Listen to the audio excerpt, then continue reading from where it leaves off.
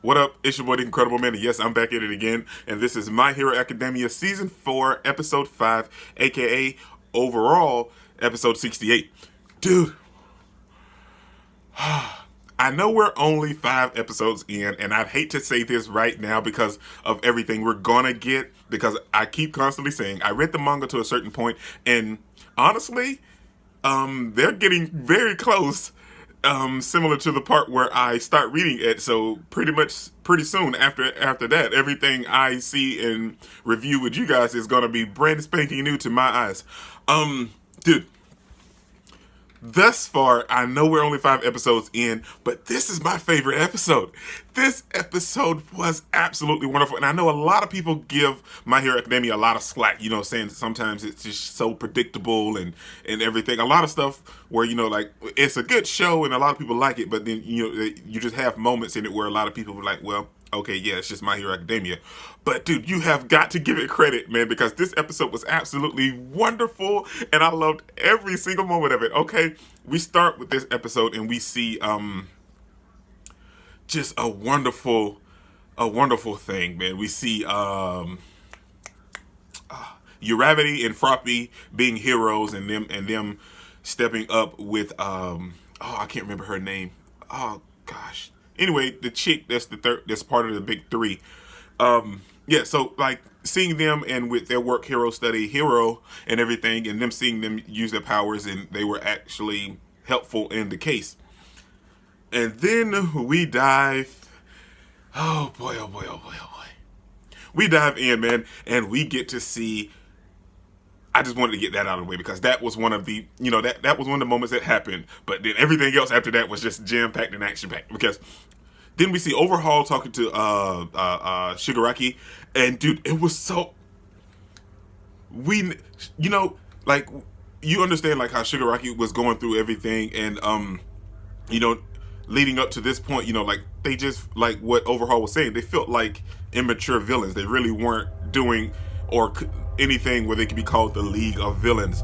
But just seeing him in this meeting, dude, like where he figured out Overhaul's plan and everything from the jump, and he wasn't even afraid when like they pulled the guns on him and anything. He was like, "You guys have no idea."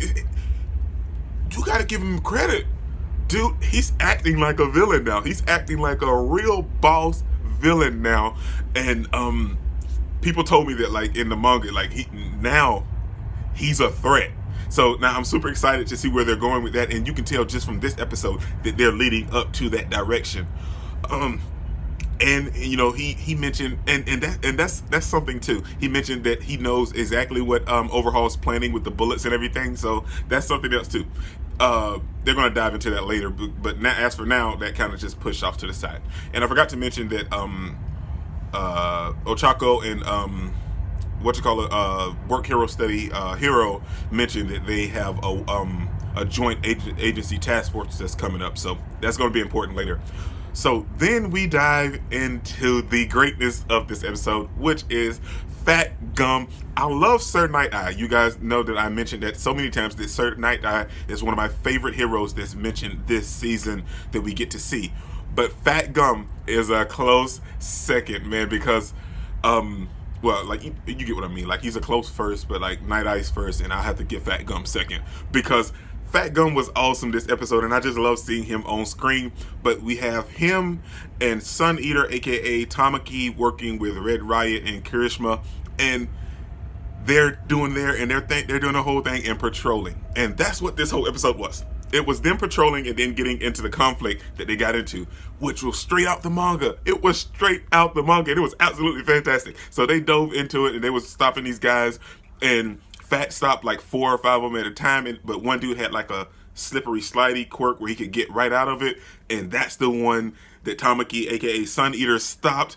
And when he did it, he used his powers, and it looked just like it did straight out the manga because his powers is so cool. He's a cool character too. Like the big three are characters that you just love. They're just wonderful characters, and like his powers like the manifestation type thing. So whatever he eats, he can manifest and use it to stop. He used the octopus tentacles, the clam, and he had the chicken wing and the chicken foot. So it was just so cool to see all of that animated and brought to life in color. And it was so wonderful because it was so reminiscent of what happened in the manga. And then we have one dude just waiting in the crowd after Fat Gum and Suneater were, just pandering to the crowd, such as heroes do. And Kirishima was like, man, I ain't get a chance to do nothing again. But then we have this one guy in the crowd, a weak, wimpy guy. He fires a shot of the bullets that can take away your quirk. And it takes away Suneater's quirk. And they were all shocked and surprised. And dude fired another bullet. But Kirishima had his, he had already had his hardening powers up and ready to go. So when the dude hit it, pew, bop, right off of him. And he went to chase the dude. And Fat Gum was like, no, don't chase him into an alley because you don't know, don't chase him like that because you don't know what's going on behind, like, we're out of sight. So he chases him into an alley, and Suneater ends up telling Fat Gum that, I can't use my quirk.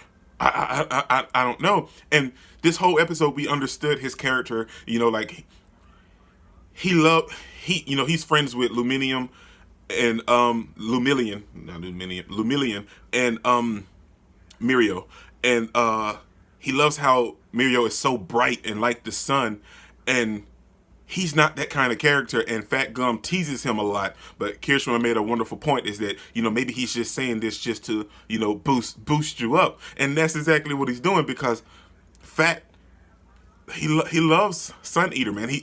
He treasures him because he's his partner, his sidekick, and he loves him, man. So and they have a wonderful relationship. It's gonna play out way later, but at this moment, just starting the budding part of it for us to see that, it was nice to see that. So then we have Kirishima in the alleyway fighting this guy, and he's telling him, "Why are you running?" He was like, "You should be a man and stand up for your principles and everything." And he's chasing them down the alleyway. And I think I said hallway a while ago, alleyway, and the dude is flipping out, and he's crying because he tried to use his powers on Kirishima. I keep saying it. You guys know what I mean. I'm gonna say Red Riot because I keep messing everything up for some reason. I'm super excited about this episode. I apologize that I butchered it so much because I'm just super excited about this episode. This episode had me on the edge of my seat.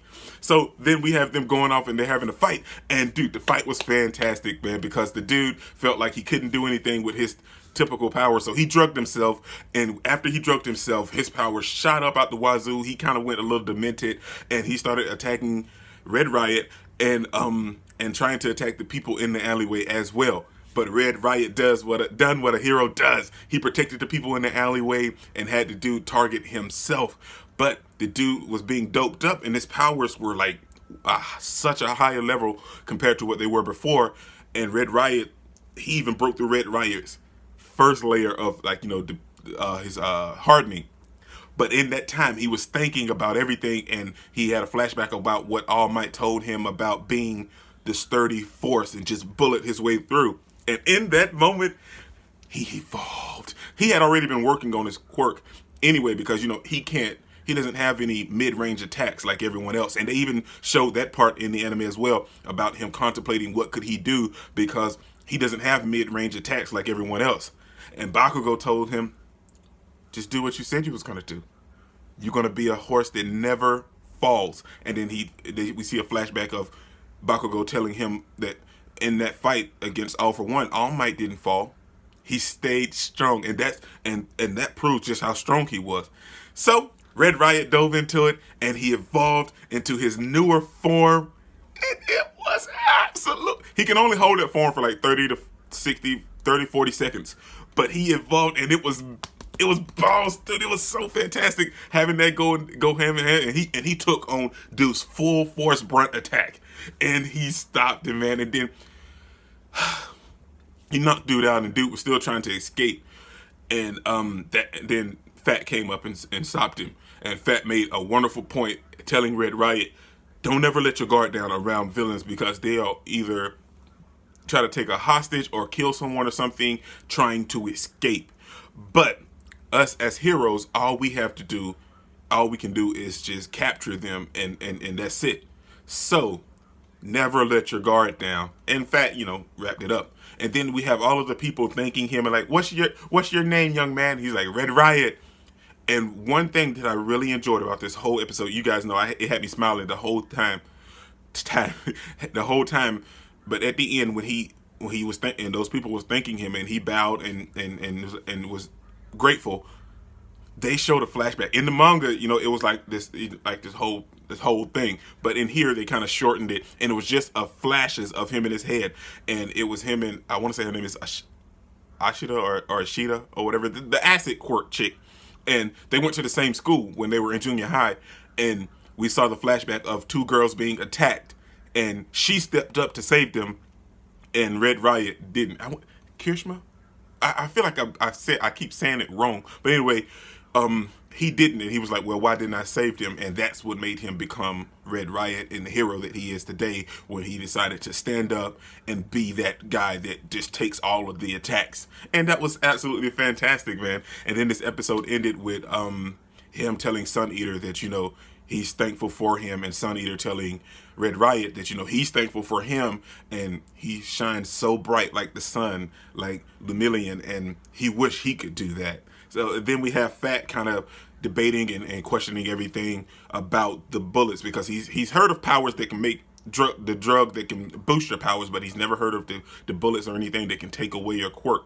Then that was all that happened this episode, and then we kind of at the end, and we see everyone in the class talking about Red Riot and Uravity and Froppy, them being mainstays because they saved these people and they're on the news. And then everybody was happy and cheerful for them, except for Bakugo. He was over there just pissed. You can see it.